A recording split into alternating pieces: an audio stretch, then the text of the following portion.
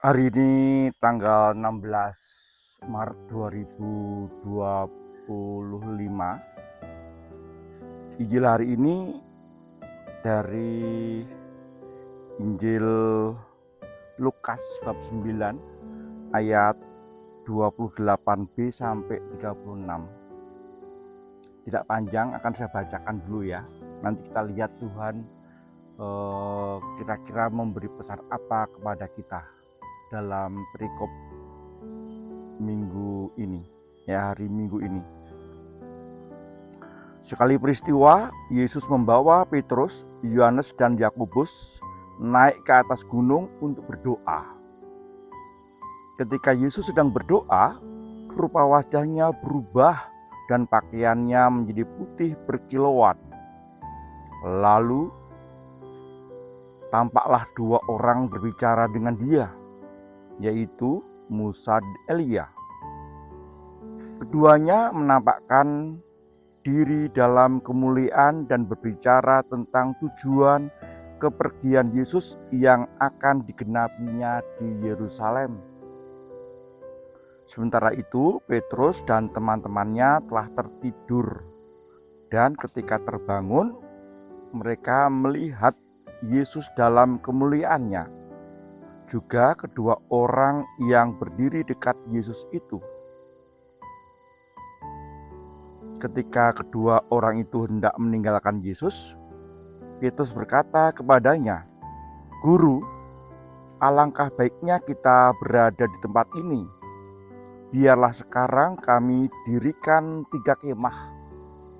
Satu untuk engkau, satu untuk Musa, dan satu untuk Elia." Tetapi Petrus tidak tahu apa yang dikatakannya itu.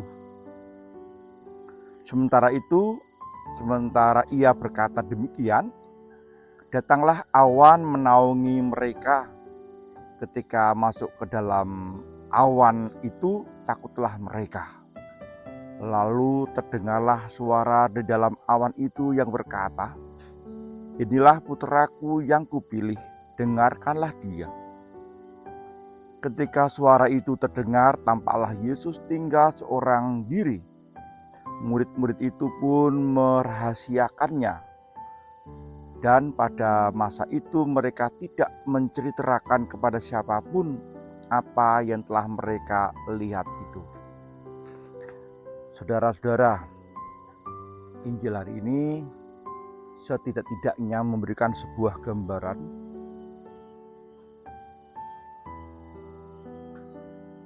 perjumpaan dengan orang-orang yang ada di seberang sana. Lalu dikatakan bahwa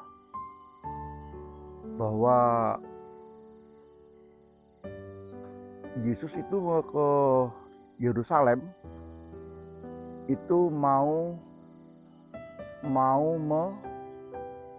mengenapi tujuannya datang ke dunia. Tujuan ke dunia akan digenapi di Yerusalem. Tujuan Yesus kedatang ke dunia bukan hanya akan dirayakan di hari Natal, kemudian ada pesta kelahiran, tetapi juga peristiwa di Yerusalem di mana dia akan disalib, akan mengalami kematian mengerikan, dan itu semua dilakukan untuk penebusan dosa.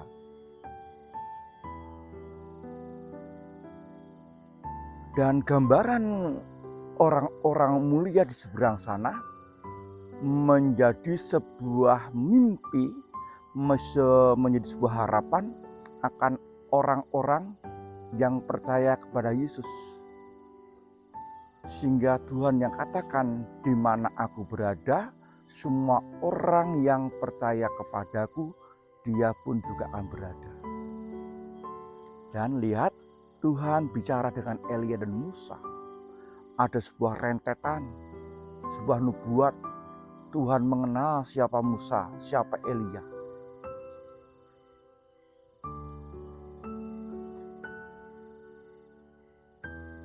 Apakah kita juga mempunyai mimpi? Apakah kira-kira nanti setelah kita mati itu juga akan mempunyai gambaran wajah mulia seperti Musa dan Elia? Atau jangan-jangan kita nggak peduli nanti setelah mati mau kemana kah?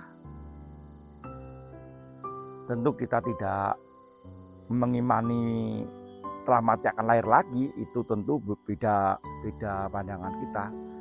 Yaitu setelah mati itu kita mau kemana? Atau setelah mati ya sudah, akan tubuh kita dimakan cacing. Bagi orang yang nggak percaya adanya sebuah jiwa atau sukma, mau kemana ya terserah, keyakinan mereka tentu berbeda. Cuma kita punya keyakinan bahwa setelah kematian ada hidup mulia. Ternyata setelah mati tidak hilang gambaran perjumpaan Yesus dengan Elia dan Musa, dengan orang-orang yang di seberang sana mempunyai sebuah gambaran kepada siapa kita percaya, dan kita mempunyai harapan apa kepada orang yang kita percaya itu. Kita punya Yesus sebagai Tuhan. Dia memberikan sebuah gambaran hidup abadi.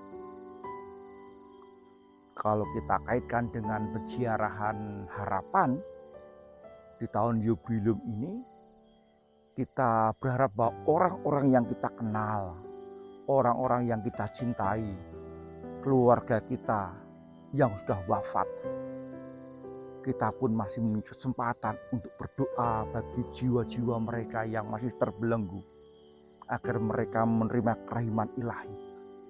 Dan untuk kita sendiri, kita mempunyai harapan agar kita pun juga mengalami sebuah pertobatan terus-menerus, yang nantinya dalam peziarahan hidup di dunia ini pun kita juga mengalami perdamaian, mengalami pembebasan. Semoga perjumpaan Yesus dengan Musa dan Elia memberikan gambaran yang begitu kuat, sehingga kita tahu kepada siapa kita percaya dan tahu apa harapan kita kepada Dia yang kita percaya itu. Dialah Yesus.